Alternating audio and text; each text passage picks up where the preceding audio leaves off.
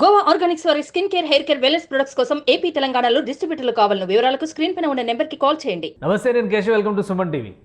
ఆంధ్రప్రదేశ్లో ఎన్నికల జోరు ఊపందుకుంది. నామినేషన్ల పర్వం దాదాపు పూర్తవుతున్నటువంటి పరిస్థితి. ప్రముఖ నేతలందరూ కూడా దాదాపుగా నామినేషన్స్ వేసేశారు. ముఖ్యమంత్రి జగన్మోహన్ రెడ్డి నామినేషన్ 25వ తేదీన ఫైల్ కాబోతుంది. ఇక జనసేన అధినేత పవన్ కళ్యాణ్ నామినేషన్ వేసినటువంటి విధానం, అలానే ఆయన నామినేషన్లో పేర్కొన్నటువంటి అంశాలు, ముఖ్యంగా అఫిడవిట్ విషయంలో ఆయన దఖలుపరిచినటువంటి అంశాలు కొన్నిటిపైన విమర్శలు ఎదురవుతున్నటువంటి పరిస్థితి. నామినేషన్ వేసేందుకు వెళుతున్నటువంటి క్రమంలో కూడా ఉల్లంఘనలు జరిగాయనేటువంటి ఆరోపణలు వస్తున్నాయి. ప్రధానంగా ఆయన ఎడ్యుకేషన్ క్వాలిఫికేషన్ విషయంలో అభ్యంతరాలు వస్తున్నాయి. అసలు దీని పర్యవసానాలు ఏ విధంగా ఉండబోతున్నాయి, దీని ప్రభావం ఎన్నికల ప్రక్రియ మీద కానీ, పవన్ కళ్యాణ్ పోటీ చేసేటువంటి అంశం పైన కానీ ఏమైనా పడుతుందా? ఈ అంశాలపైన విశ్లేషణ చూద్దాం. మనతో పాటు ఉన్నారు రాష్ట్రీయ ప్రజా కాంగ్రెస్ అధ్యక్షులు మేడా శ్రీనివాస్ గారు, అలానే ప్రముఖ అడ్వకేటు. శ్రీనివాస్ గారు నమస్కారం. నమస్కారం అండి. శ్రీనివాస్ గారు, ఏంటి ఈ అఫిడవిట్ విషయంలో డిస్కషన్స్ జరుగుతున్నాయి, మీరు కూడా రైజ్ చేశారు. ఎస్ఎస్ఎల్సి అనేటువంటి క్వాలిఫికేషన్ పైన అభ్యంతరాలు చెప్తున్నారు. ఏంటి రీజన్స్ ఏంటి, దానివలన వచ్చేటువంటి ఇబ్బందులు ఏంటి? ఇబ్బందులు ఏముందండి, అది పబ్లిక్ చీటింగ్. అది ఒక విధంగా సర్పస్ చేస్తూ ఒక ఇన్ఫర్మేషన్ ని ఎలక్షన్ కమిషన్ కి అఫిడవిట్ రూపంలో దాఖలు చేయడం మొట్టమొదటి పెద్ద క్రైమ్. అది నిజంగా సీరియస్ గా అందరి పక్షాన ఒకేలా పనిచేస్తే ఎలక్షన్ కమిషన్ అంటూ పవన్ కళ్యాణ్ గారు అఫిడవిట్ ని ఖచ్చితంగా రిజెక్ట్ చేయాలి మొట్టమొదట. ఎందుకంటే 1984లో అతను నెల్లూరు జోసెఫ్ స్కూల్లోనే ఎక్కడో ఎస్ఎస్ఎల్సి చదివానని చెప్తున్నాడు, పాస్ అయ్యానని చెప్తున్నాడు. 100కి 1000% ఎస్ఎస్ఎల్సి అనేది 1984లో లేదు. 1968-69 నుంచి ఎస్ఎస్సి స్టార్ట్ అయింది. ఎస్ఎస్సి ఇక్కడ 84లో ఇతని కోసం ఎస్ఎస్ఎల్సి ఎవరు పెట్టారో నాకు అర్థం కాదు. రెండోది ఏంటంటే, పవన్ కళ్యాణ్ గారు ఏది ఇచ్చినా ఎన్నికల సంఘం తప్పు ఒప్పులతో పని లేకుండా ఆయనకి రెడ్ కార్పెట్ వేస్తుంది. ఇందులో ఈ విషయంలో ఎస్ఎస్ఎల్సి కావచ్చు, మెట్రికులేషన్ కావచ్చు, అలానే ఎస్ఎస్సి కావచ్చు, ఇవన్నీ కూడా ఈక్వలెంట్ టు 10th క్లాస్ అనేటువంటి అభిప్రాయం సాధారణంగా జనంలో ఉంది. ప్లస్ అందులో పేర్కొన్నటువంటి అఫిడవిట్లో ఎస్ఎస్ఎల్సి బ్రాకెట్లో 10th క్లాస్ అని మెన్షన్ చేశారు. సో ఇది అబ్జెక్షన్ పెట్టాల్సినటువంటి అంశం అవుతుందా? చెప్తున్నాను సార్. గ్రాడ్యుయేషన్ బిఏ చేసిన వాళ్ళు ఉంటారు, బీకామ్ చేసిన వాళ్ళు ఉంటారు, బిఎస్సి చేసినటువంటి వాళ్ళు ఉంటారు. ఈ మూడు ఒకటే అంటే ఎలా కుదురుతుందండి? Science స్టూడెంటే, arts స్టూడెంటే. అలాగా ఎస్ఎస్సి ఉన్న ఈ టైంలో ఎస్ఎస్ఎల్సి అనేది లేకుండా ఎలా అవుట్ ఇట్ పాసిబుల్? అంటే సర్ప్రైజ్ చేస్తున్నట్టే కదా, పబ్లిక్ ని చీట్ చేస్తున్నట్టు, ఎన్నికల విధానాలను చీట్ చేస్తున్నట్టు. ఇప్పుడు ఈక్వల్ టు 10th క్లాస్ ఎలా అవుతుంది? మిస్లీడింగ్ ఫ్యాక్టర్ ఎలా అవుతుంది? ఎందుకంటే 10th క్లాస్ అంటే ఆల్ సబ్జెక్ట్స్తో కలిపి చదువుకునేటువంటి స్టాండర్డ్ 10వ తరగతి వరకు. ఇప్పుడు కూడా ఉపయోగించేటువంటి భాషలో సిబిఎస్ఈ లాంటి దానిలోకి వెళ్తే 10th స్టాండర్డ్ అంటారు. మనం స్టేట్ బోర్డులో చూస్తే 10th క్లాస్ అని మాట్లాడుతూ ఉంటారు. సో అలాంటి దాన్ని ఒక సీరియస్ అఫెన్స్ కింద కన్సిడర్ చేయడానికి కానీ, లేదా మా డౌట్ ఒకటే సార్, ఈక్వల్ రేషియో అయినా 10th క్లాసే ఓకే. బట్ ఇతను చదివాడా లేదన్నది నాకు క్లారిటీ కావాలి. సర్టిఫికేట్స్ ప్రొవిజన్ ఏమైనా ఉందా? సర్టిఫికేట్ సబ్మిట్ చేయాలా? మేము చెప్పేది అదేండి, 10th క్లాస్ పాస్ అయినట్టు సర్టిఫికేట్ ప్రొడ్యూస్ చేయమనండి. రూల్ ఉందా? అది పవన్ కళ్యాణ్ గారికి పెడుతున్నారా మీరు? అసలు ఎలక్షన్ కమిషన్ రూలే అదండి. ఏ అబ్జెక్షన్ వచ్చినా పబ్లిక్ డొమైన్ లో నామినేషన్ ఎందుకు పెడతారు అంటే, ఏదైనా అబ్జెక్షన్స్ ఉంటే పబ్లిక్ నుంచి కంప్లైంట్ రూపంగా తీసుకొని అది తప్పు అయితే ఖచ్చితంగా డిస్క్వాలిఫై చేయాలి. నాకు పవన్ కళ్యాణ్ కాదు, పవన్ కళ్యాణ్ నాకు టార్గెటే కాదు, నాకు ఎన్నికల విధానం బాగలేదు. చిన్న వాళ్ళని ఒకలా చూడడం, కార్పొరేట్ పార్టీలను ఒకలా చూడడం, అక్కడ కార్పొరేట్ పర్సనాలిటీస్ ఒకలా చూడడం, ఈ ఎలక్షన్ కమిషన్ విధానాలే మొట్టమొదట ఈక్వటబుల్ లా ఇంప్లిమెంట్ అవుతాయి. కానీ శ్రీనివాస్ గారు, మీరు రైజ్ చేసినటువంటి పాయింట్స్ సివియర్ ఎఫెన్స్ గా తీసుకోవడానికి, అంటే మీరు అన్నట్టుగా ఒకవేళ క్లారిఫికేషన్ కావాలంటే సర్టిఫికేట్ ప్రొడ్యూస్ చేయాల్సినటువంటి అవసరం. ఇప్పుడు ఆయన లేని క్వాలిఫికేషన్ కనుక మెన్షన్ చేస్తే మిస్లీడింగ్ కావచ్చు, చీటింగ్ కావచ్చు. కానీ ఇక్కడ ఉన్నది 10th క్లాస్ అనే దాన్ని మెన్షన్ చేయడంలో ఒక టైపో ఎర్రర్ కింద దాన్ని కన్సిడర్ చేయడానికి ఎలక్షన్ కమిషన్ అవకాశం ఉండదా? మీరు అడ్వకేట్ కూడా, సో ఇది కంపల్సరీ అబ్జెక్షన్ చేయడానికి. ఐ విల్ అగ్రీ, ఉంది. టైపోగ్రాఫికల్ ఎర్రర్ అయితే ఖచ్చితంగా అది కరెక్షన్స్ చేసుకో, సబ్జెక్ట్ ఆఫ్ కరెక్షన్స్. కానీ నా ఆరోపణ ఒకటే, ఎస్ఎస్ఎల్సి అనేది దాన్ని ఎలా క్లారిఫై చేస్తారు, ఎలా టైపోగ్రాఫికల్ మిస్టేక్ గా అడ్జస్ట్ అవుతారు అనేది మాకు కావాలి కదా. రైట్. ఇప్పుడు నామినేషన్ సిస్టమ్ అంతా ఎలా ఉందంటే చదువుకోలేనటువంటి వాడికి చదువుకున్న వాడికి అర్థం లేకుండా పోయింది. ఆ అఫిడవిట్ లో ఎవరు ఏమి రాస్తున్నారో తెలుస్తలేదండి, నామినేషన్ లో ఎవరు ఎందుకు రాస్తున్నారో తెలుస్తలేదు. ఒక ఇన్స్ట్రక్షన్స్ మాత్రం పొలవమంటూ 10 పేజీలు ఉంటాయి. ఆ 10 పేజీలని ఫాలో అయ్యే వాడికి న్యాయం జరగదు, ఫాలో అవ్వనటువంటి వాడికి బ్యాక్డోర్ మెథడ్స్ లో అన్ని జరుగుతున్నాయి. కానీ ఇది కాకుండా పవన్ కళ్యాణ్ వేసినటువంటి నామినేషన్ లో కానీ అఫిడవిట్ లో కానీ ఇది కాకుండా ఇంకేమైనా అభ్యంతరాలు ఉన్నాయా మీరు ఇంకా ఉన్నాయండి. బట్ అది పర్సనల్ వస్తుంది. పర్సనల్ గా పవన్ కళ్యాణ్ గారు చర్చకు వస్తే నేను ఆ పర్సనల్ ఇష్యూస్ ని, అందులో చాలా తప్పులు ఉన్నాయి, అనేక సందేహాలు ఉన్నాయి, నేను ప్రూవ్ చేయగలిగేటటువంటి మెటీరియల్ ఎవిడెన్స్ ఉంది. నా ఎవిడెన్స్ అంతా ప్రస్తుతం ఎలక్షన్ కమిషన్ తో నా ఆర్గ్యుమెంట్. ఎలక్షన్ కమిషన్ అఫిడవిట్ లో తప్పుల్ని ఎత్తి చూపించినా మీరు ఎందుకు పట్టించుకోవడం లేదు? మీరు ఒక వ్యక్తిని ఒకలాగా మరో వ్యక్తిని ఒకలా ఎందుకు చూస్తున్నారు? ఏదైనా రిప్రజెంటేషన్ ఆఫ్ పీపుల్ యాక్ట్ ప్రకారమే ఎన్నికలు జరుగుతున్నాయి. Representation of people act 29A ప్రకారమే రిజిస్టర్డ్ పార్టీస్ ని మీరు అన్నింటినీ కన్సిడర్ చేస్తున్నారు.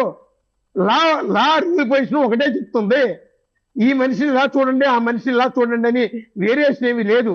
కానీ ఏంటి మీ అబ్జెక్షన్ ఏంటి? ఇప్పుడు అఫిడవిట్ విషయంలో సరే ఒక పాయింట్ మీరు మెన్షన్ చేశారు, మిగతా పర్సనల్ ఇష్యూస్ అంటున్నారు. ఒకవేళ అంత సివియర్ అయితే అది ఎలక్షన్ కమిషన్ క్లారిఫికేషన్ అడిగేటువంటి అవకాశం ఉంటుంది. అలానే గుర్తు విషయంలో కూడా మీరు ఫైట్ చేశారు, గాజు గ్లాస్ గుర్తు విషయంలో ఫైట్ చేశారు. బట్ కోర్టు కూడా క్లియర్గా అది జనసేన పార్టీకి చెందుతుంది అనే ఒక క్లారిటీ ఇచ్చేసింది. ఇక్కడ చిన్న సబ్మిషన్ సార్, జనసేన పార్టీకి చెందుతుందని కోర్టు వారు తీర్పు ఇవ్వలేదండి. అది కొన్ని ఎందుకో అనవసరమైనటువంటి ప్రచారాన్ని జనసేన పార్టీ వారు చేసుకున్నారు. కోర్టు వారు చేసింది నా పిటిషన్ ని డిస్మిస్ చేసింది. గాజు గ్లాసు గుర్తు నాకు ఇవ్వడం సాధ్యం కాదని, అంతే. జనసేనకి ఇవ్వమని ఎక్కడా చెప్పలేదండి. ఇప్పుడు జనసేన పార్టీకి చెందుతుందా, గుర్తు చెందదా, లేదా ఫ్రీ సింబల్స్ లిస్ట్ లోనే ఉందా? ఇంకా అది ఫ్రీ సింబల్స్ లిస్ట్ లో 76 కాలంలో ఈ రోజు యాజ్ ఆన్ డేట్ కూడా గ్లాస్ టంబ్లర్ ఫ్రీ సింబల్. అంటే ఎవరైనా స్వతంత్ర అభ్యర్థులుగా పోటీ చేసేవాళ్ళు గాజు గ్లాస్ గుర్తును ఎంచుకోవచ్చా? ఇప్పటికి కూడా ఎవరైనా ఎంచుకోవచ్చండి, ఎవరైనా. ఇప్పుడు నేనున్నానండి, నేను రాజమండ్రి పోటీ చేశాను. నా అఫిడవిట్ లో, నా నామినేషన్ ఫామ్ లో నేను గాజు గ్లాస్ టంబ్లరే పెట్టాను. అలాగే స్టేట్ లో మా పార్టీ నుంచి పోటీ చేస్తున్నటువంటి వాళ్ళందరూ ఫస్ట్ ఆప్షన్ గ్లాస్ టంబ్లరే పెట్టుకున్నారు. అది మా రైట్. అది అంటే మీరు పెట్టినటువంటి రిక్వెస్ట్ ని కన్సిడర్ చేసేటువంటి పరిస్థితి ఉందా? నేను లీగల్ రైట్ అడిగానండి. As per free symbols list లో ఇది కొత్తగా ఇప్పుడు ఇచ్చినటువంటి book sir, nominations for candidates kit ఇప్పుడు ఇచ్చారండి. ఈ కిట్ లో sir 77 glass tumbler free symbol అండి. ఇప్పుడు ఫ్రీ సింబల్ అంటే ఇప్పుడు 21 నియోజకవర్గాల్లో జనసేన పార్టీ ఎమ్మెల్యేలు పోటీ చేస్తున్నారు, ఎమ్మెల్యే అభ్యర్థులు పోటీ చేస్తున్నారు. మిగతా వాటిల్లో ఫ్రీ సింబల్ లిస్టులో అది మెన్షన్ చేశారు కాబట్టి మీరు ఆప్ట్ చేసుకుంటే మీకు కేటాయించాల్సినటువంటి పరిస్థితి ఉంటుంది. అంతే, ఖచ్చితంగా ఉందండి, నాకు ఇవ్వాలి. ఎలక్షన్ కమిషన్ పవన్ కళ్యాణ్ గారికి ఫేవర్ గా చేస్తుంది అనేటువంటి మాట మీరు ఎలా అంటారు? ఏ రీజన్స్ తో అంటున్నారు? ఎక్కడైనా రిజెక్ట్ చేశారా మీకు? సర్కమ్స్టెన్సెస్ ఎవిడెన్స్ ని బట్టి పవన్ కళ్యాణ్ గారికి ఎందుకో మొట్టమొదటి నుంచి ఎన్నికల సంఘం వారు వడ్డించే విధానం ఒక ప్రత్యేక భోజనం పెడుతున్నారు. అది బయాస్. అది ఒక విధంగా చెప్పాలంటే దాని మీద మేము అబ్జెక్ట్ చేస్తాం, అంతేగాని పవన్ కళ్యాణ్ గారి మీద కాదు. మా కేసు కూడా ఎన్నికల సంఘం వారి మీదే మా వాదన తప్ప పవన్ కళ్యాణ్ గారి మీద కాదు. మీరు పట్టుకుంటున్న ప్రతి పాయింట్ కూడా పవన్ కళ్యాణ్ గారు వెంట పడుతున్నట్టుగా, ఆయన టార్గెట్ చేస్తున్నట్టుగా. అంతేగా సార్, తప్పులు ఆయన దగ్గరే జరుగుతున్నాయి, ఆయన విషయంలోనే ఎగ్జామ్షన్స్ ఎక్కువ ఉంటున్నాయి. ఇప్పుడు చిన్న రీజన్స్ తో మా బోటి వాళ్ళని ఎలక్షన్ కమిషన్ వాళ్ళు రిజెక్ట్ చేస్తున్నారండి. మేము 100 సార్లు తిరుగుతున్నాం ఎలక్షన్ కమిషన్ చుట్టూ, బోల్డ్ అంత కరస్పాండెన్స్ చేస్తున్నాం. ఫర్ ఎగ్జాంపుల్, ఈ మధ్యకాలంలో నేను 4 సార్లు ఈసీ కంప్లైంట్ చేశాను. నా కంప్లైంట్ మీద 1% కూడా ఎంక్వైరీ జరగలేదు. అలాగే పవన్ కళ్యాణ్ గారు చిన్న కంప్లైంట్ ఇస్తే ఇమ్మీడియట్ గా అయిపోతుంది. పురంధేశ్వరి గారు చిన్న కంప్లైంట్ ఇస్తే ఇమ్మీడియట్ గా దాని మీద స్పందించేస్తున్నారు. ఎలక్షన్ కమిషన్ అనేది సిస్టమేటిక్ గా అందరికీ సమానంగా ఉండాలి. ఏంటి మీరు ఇచ్చినటువంటి అబ్జెక్షన్స్ ఏంటి? ఎందుకు రియాక్ట్ అవ్వలేదు? రీజన్స్ ఏదో ఒకటి చెప్పు ఉండాలి కదా. ఎలక్షన్ కమిషన్ రిప్లై ఇచ్చింది అసలు మీకు? నేను ఇవ్వలేదండి, అదే మా బాధ. నేను రిటర్న్ గా ఇస్తాను, ఏది వారలుగా కాదు. నేను ఈ మధ్యకాలంలో 2 కంప్లైంట్లు పెట్టాను, దేని మీద దేర్ ఇస్ నో యాక్షన్. అలాగే పురంధేశ్వరి గారు లెటర్ పెడితే ఇమ్మీడియట్ గా డీజీని అలాగే సిఎస్ల మీద చర్యలు తీసుకోండి అని చెప్పి ఎలక్షన్ కమిషన్ వారు నివేదికల మీద నివేదికలు పంపించేస్తున్నారు. అంటే మేము చేస్తున్నటువంటిది ఏంటి, మేము కూడా రిప్రజెంటేషన్ ఆఫ్ పీపుల్ యాక్ట్ ప్రకారమే పొలిటికల్ పార్టీని రిజిస్ట్రేషన్ చేయించుకున్నాం. ఆ పార్టీలు కూడా మాలాగే చట్టబద్ధంగా 29A ప్రకారమే రిజిస్టర్ అయినాయి. మాకు ఒక విధంగా వాళ్ళకు ఒక విధంగా చేయాల్సినటువంటి అవసరం ఏంటి? కానీ రెండు విషయాలు ఇక్కడ. ఒకటి ఏం జరుగుతుందంటే ఆంధ్రప్రదేశ్లో జరుగుతున్నటువంటి రాజకీయాలు కానీ లేదా ఒకరినొకరు ప్రశ్నించుకునేటువంటి విధానం పైన వస్తున్నటువంటి విమర్శలు కానీ ఎవరో వెనకుండి నడిపిస్తేనే పవన్ కళ్యాణ్ టార్గెట్ చేస్తున్నారు, జనసేన పార్టీని ఇబ్బంది పెడుతున్నారు, ఇరుకును పెడుతున్నారు అనేటువంటి డిస్కషన్ ఎక్కువ జరుగుతుంది. ఏంటి అసలు మీ రాష్ట్రీయ ప్రజా కాంగ్రెస్కు ఉన్నటువంటి ట్రాక్ రికార్డ్ ఏంటి? జనసేన పార్టీతో పోల్చి చూసినప్పుడు అక్కడ ఒక జనాకర్షక నేత ఉన్నారు కాబట్టి పబ్లిక్ కానీ పోలరైజేషన్ కానీ ఎక్కువగా జరుగుతుందనేటువంటి అభిప్రాయం ఉంది. మీ పార్టీ కానీ మీ బ్యాక్డ్రాప్ కానీ మీకు ఉన్నటువంటి మీకు వెనకున్నటువంటి శక్తియుక్తులు ఏంటి? మీరు ఎందుకు అంత ఫైట్ చేస్తున్నారో చెప్పండి. చెప్తున్నాం సార్. మేము 1998 ఏప్రిల్ 20వ తారీఖుని రాష్ట్రీయ ప్రజా కాంగ్రెస్ పార్టీ ఎస్టాబ్లిష్ అయిందండి. అంటే సుమారు 27 సంవత్సరాలు పూర్తి చేసుకున్నాం. మేము ఆ రోజు నుంచి ఈ రోజు వరకు కూడా మా ట్రాక్ రికార్డ్ అడిగారు కాబట్టి ఒక్కసారి సోషల్ మీడియా వెరిఫై చేయండి. అలాగే ప్రతి వారం కూడా రాష్ట్రీయ ప్రజా కాంగ్రెస్ పార్టీ ఈ 27 సంవత్సరాలుగా ప్రజా సమస్యల మీద ఉద్యమిస్తుంది, పోరాడుతుంది, ప్రశ్నిస్తుంది మా పార్టీ. ఇక పవన్ కళ్యాణ్ గారికి మాకు పోలిక ఏంటన్నారు. పవన్ కళ్యాణ్ సినిమా గ్లామర్ నుంచి వచ్చినటువంటి పార్టీ, మాది ఉద్యమ పార్టీ. ఈ రాష్ట్రంలో అనేక ప్రజా సమస్యల మీద గళమెత్తుతున్నటువంటి ఏకైక రాజకీయ పార్టీ, ఏ బలహీనతలు లేకుండా పోరాడుతున్నటువంటి పార్టీ రాష్ట్రీయ ప్రజా కాంగ్రెస్ పార్టీ. మా రాష్ట్ర ప్రయోజనాలే మాకు ముఖ్యం. పవన్ కళ్యాణ్ గారికి బ్యాక్గ్రౌండ్ ఎవరున్నారు, మేడా శ్రీనివాస్ రాష్ట్రీయ ప్రజా కాంగ్రెస్ పార్టీకి ఎవరున్నారు అనే ముందు పవన్ కళ్యాణ్ గారికి ఎవరున్నారో ఈ రాష్ట్రంలో ఎవరిని అడిగినా చెప్తారు. అతను పక్కనే ఉన్నారు. మేడా శ్రీనివాస్కి ఎవరున్నారో చూపించమనండి. మేము ఆ రోజు కాంగ్రెస్ పార్టీ నుంచి తెలుగుదేశం పార్టీ, ఈ రోజు వైఎస్ఆర్ కాంగ్రెస్ పార్టీ వరకు కూడా మేము అనేక వేధింపులకు గురవుతూనే ఉన్నాం. ప్రజా వ్యతిరేక విధానాల మీద పోరాటం చేస్తుంటే మా మీద అక్రమ కేసులు పెట్టారు. మాకు ఎవరో ఉంటే కేసులు ఎందుకు పెడతారు? మీరు ఎన్ని ఒక్కసారి ఆలోచన. మాకు కేవలం ఈ 2 రాష్ట్రాల్లో 8,300,000 ఎలక్షన్స్ లో పోటీ చేస్తున్నారా? అన్ని నియోజకవర్గాల్లో పోటీ చేస్తున్నారా? కొన్ని సింబల్ గురించి ఇప్పుడు 25 ఏళ్ల హిస్టరీ ఉన్నటువంటి ఒక రాజకీయ పార్టీ ప్రతి నియోజకవర్గంలో పోటీ చేసేటువంటి స్థాయిలో ఉందా? ప్రతి నియోజకవర్గంలో అభ్యర్థి నిలబెడుతుందా? చెప్తున్నాం సార్, చెప్తున్నాం. తెలంగాణ, ఆంధ్రప్రదేశ్ లో 15 మంది పార్లమెంట్ సభ్యులకి మేము బీఫామ్స్ ఇచ్చామండి, పోటీ చేయిస్తున్నాం. అలాగే ఎమ్మెల్యేస్ పోటీ చేయిస్తున్నాం. మాది రాజకీయ పార్టీ తప్ప వ్యాపార పార్టీ కాదు. ఈ పార్టీలకి వ్యాపార పార్టీలు డబ్బే యావతో ప్రయాణం చేస్తాయి. మాది సామాజిక బాధ్యత, సామాజిక దృక్పథం, ప్రజా సమస్యలు, రాష్ట్ర ప్రయోజనాలు, దీని మీదే మా ఉద్యమ పందా ఉంది. మా రాష్ట్రీయ ప్రజా కాంగ్రెస్ పార్టీ ఏళ్ల తరబడి చేస్తున్నటువంటి పోరాట పటిమ అది. మా పార్టీకి ఆ పార్టీకి 175 నియోజకవర్గాలు పోటీ చేశారు. అంటే ఒకటి సింబల్ విషయంలో మీరు రైజ్ చేసినటువంటి అంశాలని కోర్టులే పరిగణలోకి తీసుకోవాలా? మీ పిటిషన్ డిస్మిస్ చేసినాయి అంటేనే మీ ఆర్గ్యుమెంట్ని యాక్సెప్ట్ చేయట్లేదని అర్థం. కాబట్టి మీరు ఇప్పుడు నెక్స్ట్ ఏం చేయబోతున్నారు? నేను అప్పీల్ గ్రౌండ్స్ ప్లాన్ చేస్తున్నాను సార్. డిస్మిస్ చేయడం వేరు, తీసుకోకపోవడం వేరు. నాది అడ్మిషన్కి వచ్చింది. ఆర్గ్యుమెంట్లో న్యాయమూర్తి డిస్క్రిప్షన్ పవర్స్, ఆయనకి ఏది తోస్తే లీగల్గా ఏది నమ్మితే అదే ఆయన ఇస్తారు. న్యాయస్థానం తీర్పును మనం గౌరవించాలి. నెక్స్ట్ స్టెప్ మేము దాని మీద ఎలక్షన్తో పని లేకుండానే దాని మీద ఎలక్షన్ కమిషన్ మీద మేము అప్పీల్కి వెళ్తున్నాం. ఖచ్చితంగా దీని మీద ఎలక్షన్స్ అయిపోతాయి కదా, సమయం లేదు కదా, ఇంకా 20 రోజులు. మా వాదన అదే సార్. మా రిట్టు చాలా మందికి అర్థం కాలేదు. మాకు ఎలక్షన్ కమిషనర్ ఎన్నికల విధానం మీద మేము కోర్టుకి వెళ్ళాం తప్ప పవన్ కళ్యాణ్ మీదో లేదంటే ఒక వ్యక్తి మీద వెళ్ళలేదు. ఇది ఎలక్షన్ తో పని లేనటువంటి వృత్తి మాది. మిస్యూజ్ ఆఫ్ పవర్స్, అధికార దుర్వినియోగం మీద మేము వెళ్ళాం. అది ఎలక్షన్ తర్వాత కూడా పనిష్మెంట్ ఉంటుంది. అలాగే ఈ మధ్య మేము పవన్ కళ్యాణ్ గారు 21 నియోజకవర్గాల్లో పోటీ చేస్తున్నారు. అపార్ట్ ఫ్రమ్ 154 కాన్స్టిట్యున్సీస్ లో రాష్ట్రీయ ప్రజా కాంగ్రెస్ పార్టీకి ఆ గుర్తుని అలాట్ చేయమని చెప్పి ఎలక్షన్ కమిషన్కి మేము రిప్రజెంటేషన్ ఇచ్చాం. సో దట్ ఈలోపే మా రిప్రజెంటేషన్ ఇంకొకటి ఉంది, అది ఫ్రీ సింబల్ కాబట్టి మాకు అలాట్ చేయండి అని. మా రిప్రజెంటేషన్ ప్రకారం అది ఫ్రీ సింబల్లోనే ఇప్పటికీ కూడా ఉంది. కానీ 154 ఎలా అలాట్ చేస్తారు? ఆల్రెడీ 2 లోక్సభ స్థానాలు, 2 లోక్సభ నియోజకవర్గాల్లో ఆయన నామినేషన్స్ వేయిస్తున్నారు. అంటే వాళ్ళ అభ్యర్థులు ఆల్రెడీ ఫైల్ చేశారు. ఒక్కొక్క లోక్సభ నియోజకవర్గ పరిధిలో 7-14 నియోజకవర్గాలు కవర్ అయ్యేటువంటి పరిస్థితి ఉంటుంది. అప్పుడు మీరు అడిగేటువంటి డిమాండ్ని ఎలక్షన్ కమిషన్ ఎలా యాక్సెప్ట్ చేస్తుంది?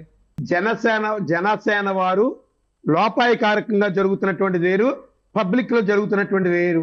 జనసేన వారు 10B ఫామ్ ప్రకారం గుర్తు అప్లై చేసేటప్పుడు పార్లమెంట్ కి మేము పోటీ చేయమని చెప్పి ఎలక్షన్ కమిషన్ కి అఫిడవిట్ ఇచ్చారు. అది ఎవరికీ తెలుస్తలేదు. ఒకసారి 10B ఫామ్ వెరిఫై చేయండి. పార్లమెంట్ కి మేము పోటీ చేయమని చెప్పి 175 నియోజకవర్గాల్లోనే అసెంబ్లీకి పోటీ చేస్తామని చెప్పి నా ఎలక్షన్ కమిషన్ నమ్మించారు. రాంగ్ ఇన్ఫర్మేషన్ ఇచ్చారు వాళ్ళు. ఎలక్షన్ కమిషన్ ని 175 నియోజకవర్గాల్లో పోటీ చేస్తామని తప్పుడుగా వాళ్ళు తప్పుడు సమాచారం ఇచ్చి అసలు పార్లమెంట్ కి పోటీ చేయమన్నారు. ఈ రోజు 175 చేస్తున్నారు, వాళ్ళు 21 నియోజకవర్గాలు పోటీ చేస్తారు. వీళ్ళది మొత్తం వాళ్ళ అఫిడవిట్ అంతా ఎక్కడ ఏ పేజ్ స్టడీ చేసినా అన్ని తప్పులేండి.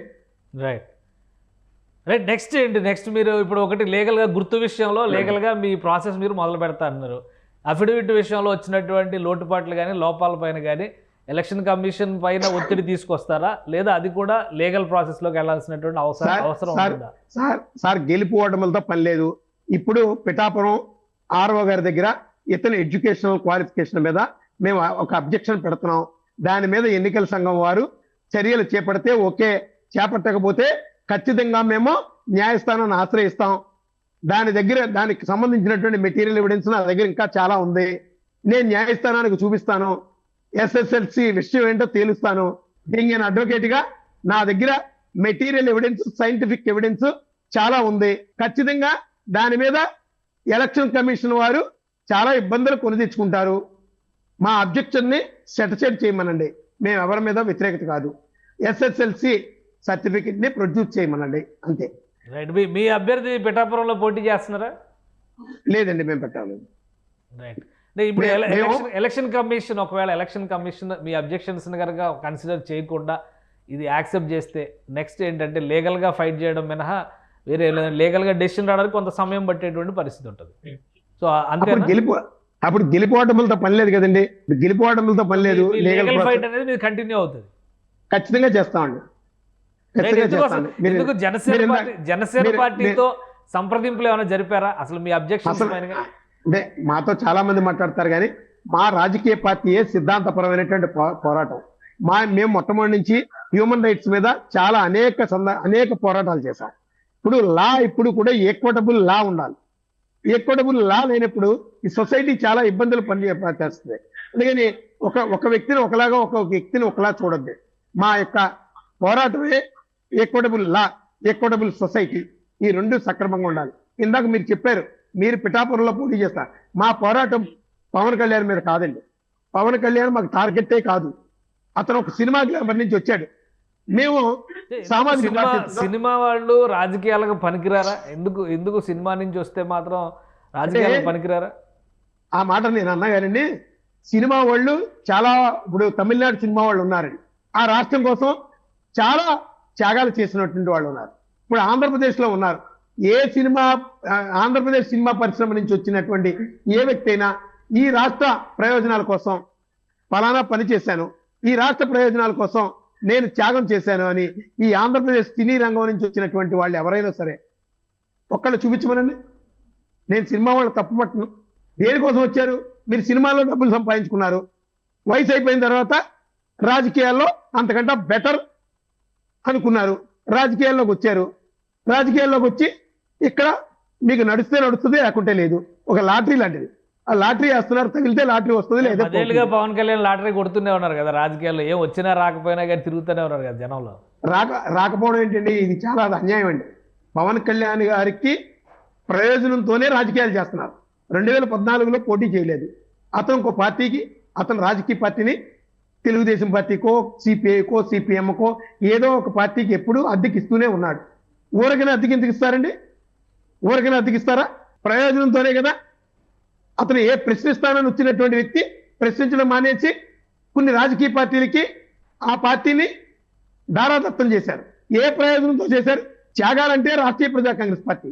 మేము 27 సంవత్సరాలుగా ఏ ప్రయోజనం లేకుండా ఈ రాష్ట్రం కోసం ప్రయాణం చేస్తున్నాం. నామినేషన్స్ ఫైల్ చేసే క్రమంలో కొన్ని నిబంధనల ఉల్లంఘనలు జరిగినాయని వైసీపీ నాయకులు కూడా ఆరోపిస్తారు. జాతీయ జెండాను పట్టుకున్నారు, అలానే 100 మీటర్ల డిస్టెన్స్ని వైలేట్ చేశారు, ఆర్ఓ రూమ్లోకి వెళ్ళేటువంటి క్రమంలో కూడా పరిమితికి మించి వెళ్ళారు అనేటువంటి విమర్శలు చేస్తున్నారు. ఇలాంటి వాటిపైన కూడా చర్యలు ఉంటాయా? అది టెక్నికల్ అబ్జెక్షన్స్ అండి. ఆర్ఓ గారు డిసిప్లినరీ యాక్షన్ తీసుకోవచ్చు. ఏదైనా దాని మీద ఒక నోటీస్ ఇస్తారు, అది సింపుల్ నోటీసేనండి, అది సివియర్ గా ఉండేటటువంటి కాదు. దాని మీద ఏదైనా పనిష్మెంట్ ఇవ్వచ్చు. అంటే మీరు చెప్పినటువంటి 2 పాయింట్లు మాత్రం సివియర్ ఇష్యూస్ అంటారు. సివియర్ ఇష్యూస్ అఫిడవిట్, అది నేను చెప్పేది అఫిడవిట్ సర్ప్లస్ చేస్తున్నట్టండి, రైట్ కాన్స్టిట్యూషన్ సర్ప్లస్. అది నేను చెప్పింది చాలా serious issue. Right right thank you Srinivas గారు, మీ అభిప్రాయాలు తెలియజేసినందుకు. ఇది పవన్ కళ్యాణ్ గారు దాఖలు చేసినటువంటి అఫిడవిట్లో ఉన్నటువంటి ప్రధాన లోపం, ఆయన క్వాలిఫికేషన్ విషయంలో ఎస్ఎస్ఎల్సి అనేటువంటి పదాన్ని ఉపయోగించడం అనేది ఖచ్చితంగా అది పరిగణలోకి తీసుకోవాల్సినటువంటి అంశంగా కనిపిస్తుందని మేడా శ్రీనివాస్ గారు అన్నారు. అలానే ఆయన రాష్ట్రీయ ప్రజా కాంగ్రెస్ పేరిట చేస్తున్నటువంటి పోరాటంలో భాగంగా గాజు గ్లాసు గుర్తుపైన న్యాయ పోరాటం కొనసాగుతుంది అంటున్నారు. అలానే జనసేన పార్టీ చేసినటువంటి తప్పిదాలే తనకు అవకాశాలు అవుతున్నాయి తప్పితే పవన్ కళ్యాణ్తో తనకు ఎలాంటి విభేదాలు లేవని వివరణిస్తున్నారు. ఇది special discussion. Keep watching. Suman టీవీలో మీ పర్సనల్ అండ్ బిజినెస్ ప్రమోషన్స్ కోసం కింది నెంబర్కి కాంటాక్ట్ చేయండి.